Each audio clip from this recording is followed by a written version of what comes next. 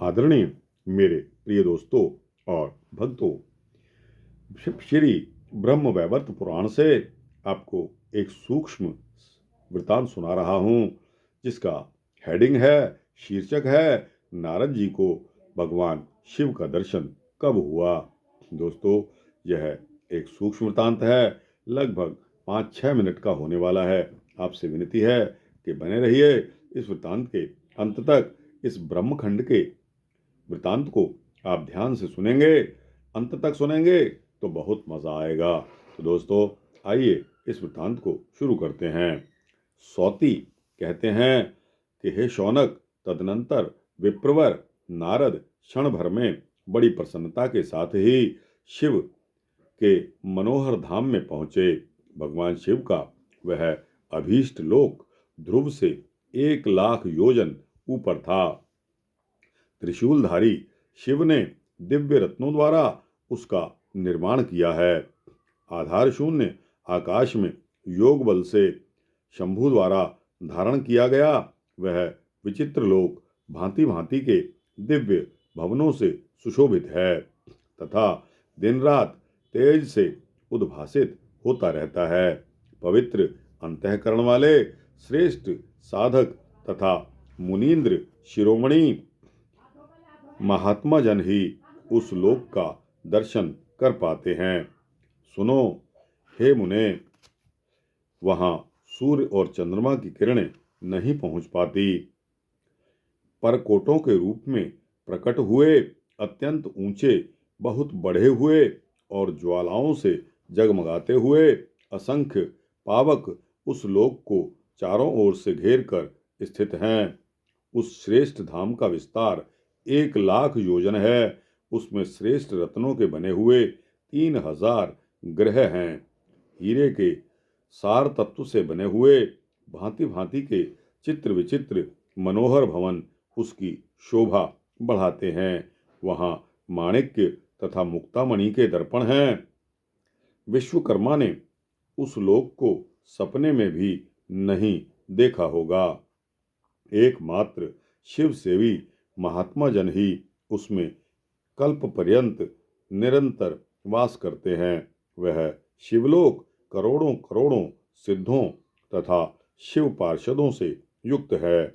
वहां लाखों विकट भैरव निवास करते हैं। सैकड़ों लाख क्षेत्र उसे घेरे हुए हैं और सुंदर फूलों से भरे हुए मंदार आदि देव वृक्षों से वह सदा आवेष्टित है। सुंदर कामधेनुएं उस धाम की उसी तरह शोभा बढ़ाती हैं जैसे सैकड़ों बालिकाएं आकाश की। उस लोक को देखकर नारद मुनि मन ही मन बड़े विस्मित हुए और सोचने लगे कि जहाँ ज्ञानियों और योगियों के गुरु निवास करते हैं, वहाँ ऐसी विचित्रता का होना क्या आश्चर्य की बात है। यह सृष्टिलोक त्रिलोकी से अत्यंत विलक्षण है और भय, मृत्यु, रोग, पीड़ा तथा जरावस्था को हर लेने वाला है। नारद जी ने देखा, दूर सभा मंडप के मध्य भाग में शांत स्वरूप कल्याणदाता एवं मनोहर शिव जी विराजमान हैं। उनके 5 मुख 5 चंद्रमाओं के समान आह्लाददायक जान पड़ते हैं। प्रत्येक मुख में प्रफुल्ल कमल के समान 3-3 नेत्र हैं। उन्होंने मस्तक पर गंगा जी को धारण किया हुआ है और उनके भाल देश में निर्मल चंद्रमा का मुकुट शोभा पा रहा है। तपाए हुए स्वर्ण के समान कांतिमणि पीली जटा धारण करने वाले दिगंबर भगवान शिव उस समय आकाश गंगा में उत्पन्न कमलों के बीज यानी कि पद्माक्ष की माला से सानंद श्री कृष्ण नाम का जाप कर रहे हैं। उनकी अंग कांति गौरवर्ण की है। वे अनंत और अविनाशी हैं। उनके कंठ में सुंदर नील चिन्ह शोभा पाता है। वे नागराज के हार से अलंकृत हैं। बड़े बड़े योगींद्र, सिद्धेंद्र और मुनीन्द्र उनके चरणों की वंदना करते हैं। वे सिद्धेश्वर हैं।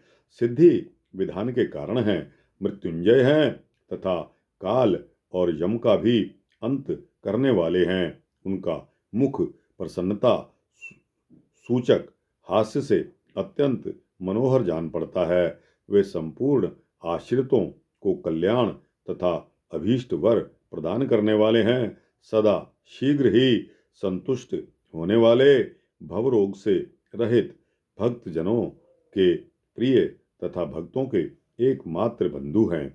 दूर से देखने के पश्चात निकट जाकर मुनि ने भगवान शूलपाणि को मस्तक झुकाकर प्रणाम किया। उस समय मुनि के शरीर में रोमांच हो आया था। वे 3 तार वाली वीणा बजाते हुए कलहंस के समान मधुर कंठ से पुनः श्री कृष्ण का गुणगान करने लगे। ब्रह्मा जी के पुत्र और वेद वेत्ताओं में श्रेष्ठ मुनीन्द्र शिरोमणि नारद को आया देखकर भगवान शंकर योगींद्र, सिद्धेंद्र और महर्षियों के साथ मुस्कुराते हुए सिंहासन से वेगपूर्वक उठकर खड़े हो गए। फिर उन्होंने मुनि को बड़े वेग से पकड़कर हृदय से लगा लिया और आशीर्वाद तथा आसन आदि दिए। साथ ही उन तपोधन से आने का प्रयोजन और कुशल मंगल पूछी। इसके पश्चात भगवान शंभु उत्तम रत्नों से बने हुए श्रेष्ठ एवं सुंदर सिंहासन पर अपने प्रमुख पार्षदों के साथ बैठे, किंतु ब्रह्मा जी के पुत्र नारद जी नहीं बैठे। उन्होंने भक्ति भाव से प्रभु को प्रणाम करके दोनों हाथ जोड़कर उनकी स्तुति की। गंधर्वराज के द्वारा किए गए शुभदायक वेदोक्त स्तोत्र से स्तुति करके पुनः प्रमाण करने के अनंतर भगवान शिव की आज्ञा लेकर नारद जी उनके वाम भाग में बैठे।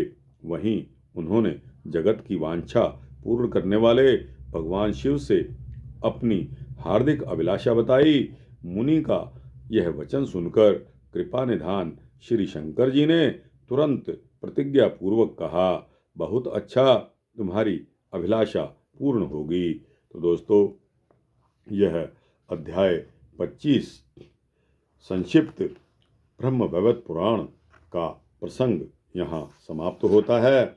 यह नारद जी को भगवान शिव के दर्शन होने का सूक्ष्म वृत्तांत है। आपको कैसा लगा? अच्छा लगा हो तो इसको लाइक और शेयर करते हुए अपने दोस्तों, भक्तों, मित्रों, जिज्ञासुओं तक पहुँचाइए। अपनी राय कमेंट्स सेक्शन में अवश्य दीजिए। इस चैनल को सब्सक्राइब कर देंगे तो इसी तरह के सूक्ष्म भक्ति वृत्तांत आपको समय से मिलते रहेंगे। जय श्री शिव जी, जय श्री नारद जी।